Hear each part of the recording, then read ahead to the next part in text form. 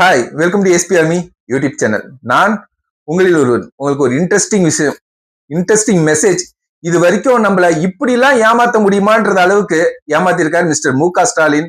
பெரிய சோடல என்ன பண்ணிருக்காருன்னா, மிஸ்ஸா வழக்குல போன என்னையே மிரட்ட முடியுமான்னு கேட்ட அவரு மிஸ்ஸா வழக்குல அவர் போவே கிடையாது. அவர் போனது ஒரு எமர்ஜென்சி டைம்ல அடி வாங்கி ஒரு பாலியல் வழக்குல ஜெயிலுக்கு போயிருக்காரு. ஸ்டோரிய பாக்குறீங்களா? மீசாவையே பார்த்த இந்த ஸ்டாலினை உங்களால் மிரட்ட முடியுமா? மீசா வழக்குல நீங்க சிறைக்கு போகவில்லை மு.க. ஸ்டாலின் அவர்களே.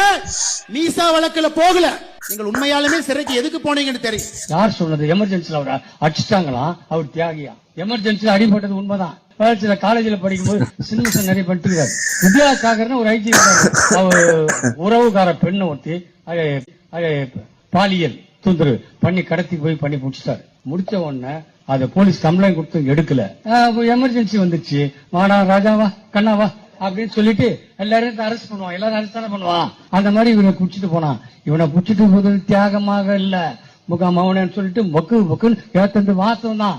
ஆனா திமுக மக்களுக்கு சேவை தனிப்பட்ட முறையில செய்ததுக்காக அந்த வித்யாசாகர் பண்ண கூத்து தான் இது. இதுதான் உண்மை. பொம்பளை சோக்கு கேக்குதா? பொம்பளை சோக்கு.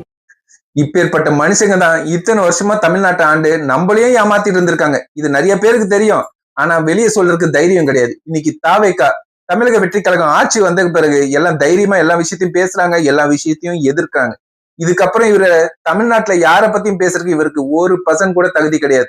ஆல்ரெடி இவர் எந்தெந்த கேஸ்ல மாட்டி வெளியே வந்திருக்காரு பாலியல் வழக்குலன்னு எல்லாருக்குமே தெரியும். இருந்தாலும் சொல்றேன் கேளுங்க. ஒரு நியூஸ் ரீடர் கேஸ்ல அவங்க கிட்னாப் பண்ணிட்டு போய் அந்த கேஸ் இவர் மேல இருக்குது. இதுக்கு முன்னாடி சின்ன வயசுலயே மிஸ்ஸான்னு சொல்லி அதுல ஒரு பாலியல் கேஸ் இவர் மேல இருக்குது. இந்த மாதிரி பொம்பளை விஷயத்துல அவ்வளோ ஏடா குடமான ஆள் இவரை மாதிரி ஒரு ஆள் இருந்ததாலதான் இத்தனை வருஷமா தமிழ்நாட்டுல பாலியல் வன்கொடுமை இத்தனை % ஹையா இருந்திருக்கு. இப்போ இருக்குதுதான். ஏன்னா இவங்க பண்ணி வச்சது இல்ல.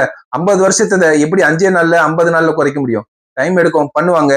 இதே மாதிரி அடுத்த இன்ட்ரெஸ்டிங் வீடியோல பார்க்கலாம். See you, bye bye from your ESP Army YouTube channel.